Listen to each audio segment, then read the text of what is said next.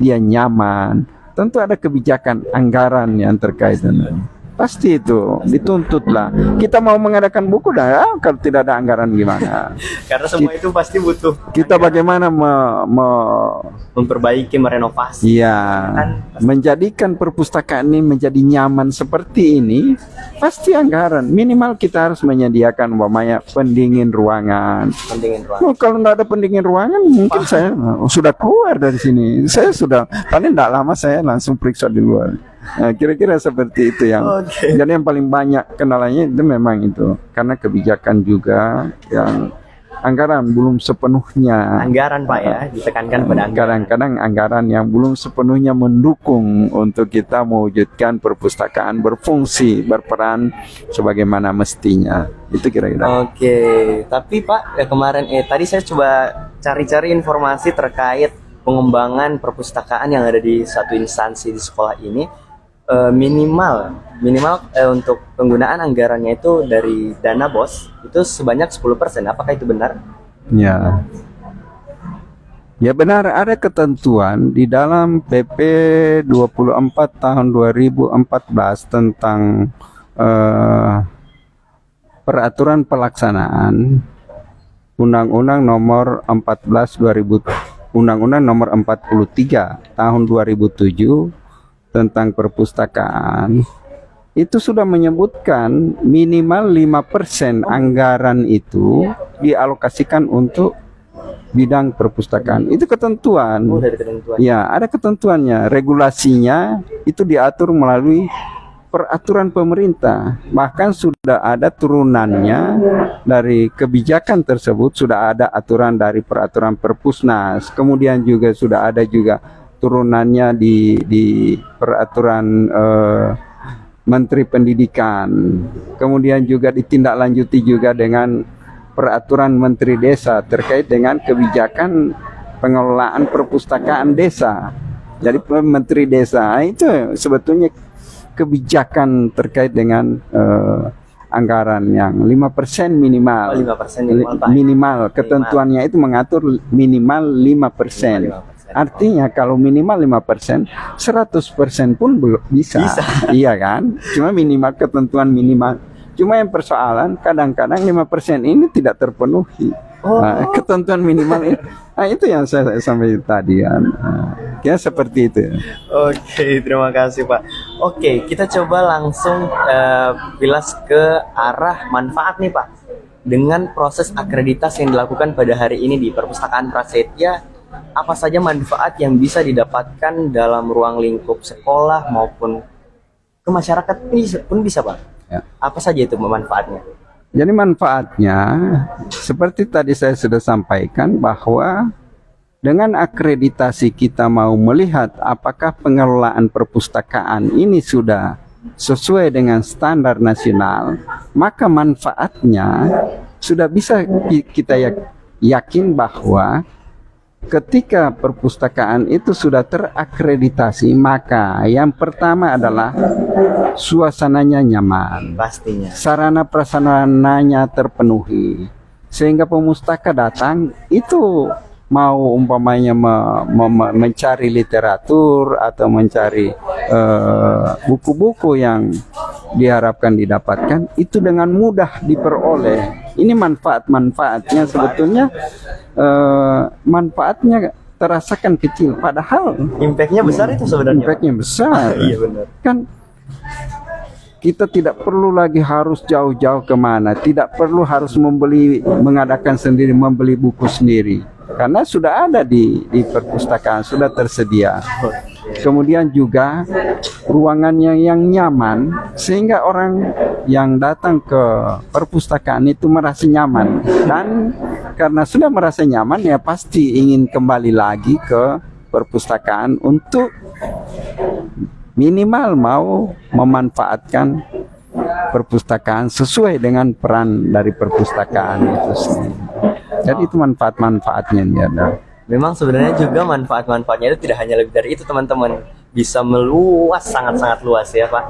Oke, dengan mungkin kenyamanan dari teman-teman semua yang ingin berkegiatan di sini seperti Pak bilang workshop, webinar. Nah, coba kita cari dukungan dari pemerintah, Pak. Kalau untuk proses akreditasi seperti ini, apakah ini hanya menjadi program dari pemerintah saja atau ada lebih dari dukungan itu, Pak, untuk melaksanakan akreditasi perpustakaan yang ada di suatu instansi? Jadi memang kebijakan akreditasi ini kebijakan perpustakaan nasional. Tadi saya sudah sampaikan tujuannya jelas untuk menguji, untuk menilai apakah perpustakaan itu sudah dikelola, sudah diselenggarakan sesuai dengan standar minimal. Itu kan yang diharapkan. Terkait dengan dukungan pemerintah kan itu sudah cukup barangkali untuk dukungannya. Tetapi kalau kita mau meminta dukungan, umpamanya meminta koleksi, meminta dukungan apalagi anggaran yang ya itu barangkali lebih ditekankan pada anggaran kebijakan di daerah lah yang menentukan. Kebijakan di tingkat pusat dengan akreditasi itu sebenarnya sudah cukup, sudah lebih dari cukup. Tetapi untuk kita mau meminta semuanya harus dari Perpusnas, saya pikir ini tidak cukup. Contoh saja yang bantuan dari pemerintah pusat, dalam hal ini Perpustakaan Nasional, kebijakan terkait dengan bantuan bahan bacaan bermutu. Itu yang di provinsi, yang di seluruh Indonesia yang bisa dilaksanakan adalah bantuan 10.000 bahan bacaan bermutu. Itu hanya untuk 10.000 desa. 10.000. Sementara di seluruh Indonesia desa kelurahan itu kurang lebih 70-an ribu desa. Nah, itu tidak kira-kira hanya seberapa persen dari jumlah keseluruhan, karena memang anggarannya besar kalau pokoknya.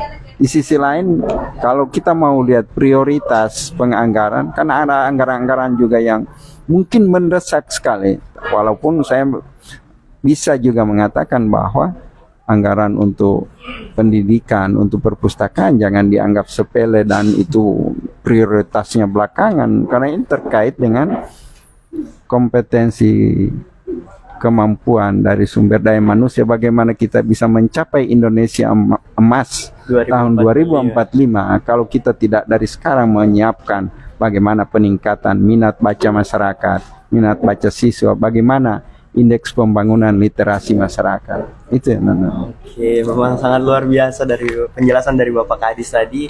Memang untuk kebijakan dari pemerintah juga itu sudah lebih dari cukup tentang program akreditasi perpustakaan seperti ini. Karena itu akan memastikan dari suatu kapasitas yang ada di satu instansi yang akan menilai dari tim asesor ya Pak ya. Oke, kita kembali lagi ke ruang lingkup sekolah nih Pak, yang seperti apa yang dilaksanakan pada hari ini, akreditasi perpustakaan. Nah, peran siswa nih Pak, peran siswa untuk meningkatkan atau mengembangkan agar tetap sesuai standar dari suatu penilaian dari asesor tim perpustakaan. Bagaimana peran siswa yang harus dilaksanakan Pak? Siswa kalau di dalam akreditasi perpustakaan lebih pada objek yang menjadi instrumen dari akreditasi. Saya menyatakan objek instrumen akreditasi karena objeknya itu maksud saya seperti ini. Salah satu komponen penilaian akreditasi itu komponennya adalah layanan. Layanan itu yang bisa diukur di situ adalah termasuk jumlah pengunjung. Jumlah pengunjung. Oh, iya. Pengunjung. Nah, justru itu saya menyatakan objek itu karena saya mau menghitung jumlah pengunjungnya. Jadi itu yang saya anggap objek. Bukan berarti mengobjeknya nih manusia sebetulnya kan tidak tidak bisa menjadikan objek ya. Tapi substansinya seperti itu ya. Jadi harapannya memang dengan dilakukan akreditasi untuk bisa berperannya perpustakaan ini tentu ada pengunjung. Apalah gunanya akreditasi hari ini kita lakukan kalau tidak ada yang memanfaatkan perpustakaan ini. Substansinya kan itu tadi awal saya sampaikan bahwa tujuan utama dari pelaksanaan akreditasi adalah untuk meningkatkan minat baca masyarakat siswa dan juga untuk peningkatan indeks literasi masyarakat. Itu tujuannya. Kalau persoalan akreditasi ini sesungguhnya persoalan administrasi. Bagaimana kita pemenuhan? Kalau itu semuanya terpenuhi, kalau itu sudah ada, silakan manfaatkan sesuai. Yang paling kita harapkan terkait dengan akreditasi ini terhadap siswa adalah memanfaatkan yang ada. Silakan, karena ukuran Indonesia ke depan bisa maju itu karena dari literasi, diukur dari literasi siswa, minat baca siswa-siswa. Kalau ini sudah pasti lebih kompeten, pasti lebih kompetensinya meningkat.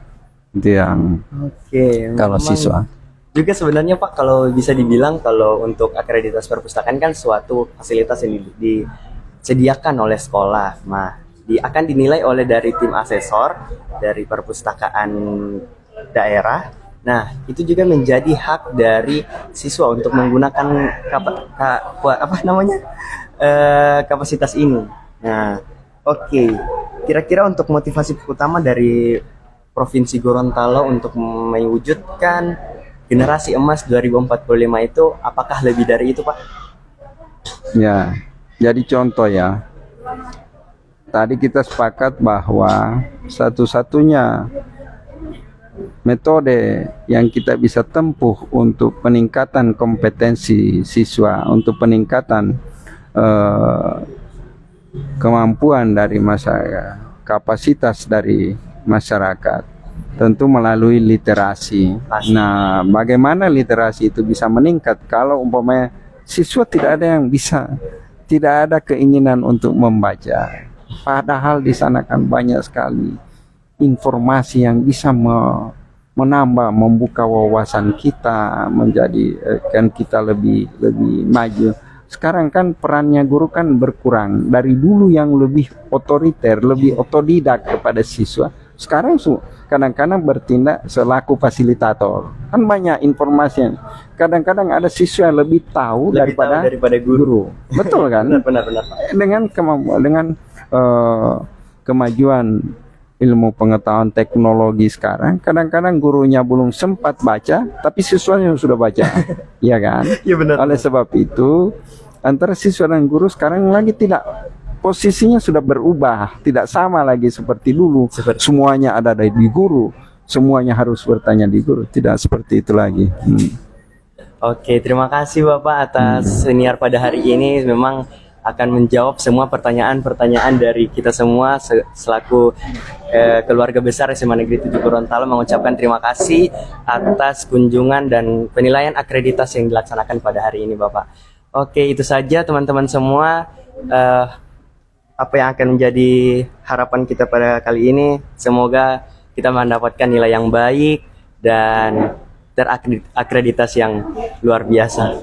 Oke, terima kasih Bapak. Terima kasih. Assalamualaikum warahmatullahi wabarakatuh. Waalaikumsalam warahmatullahi wabarakatuh.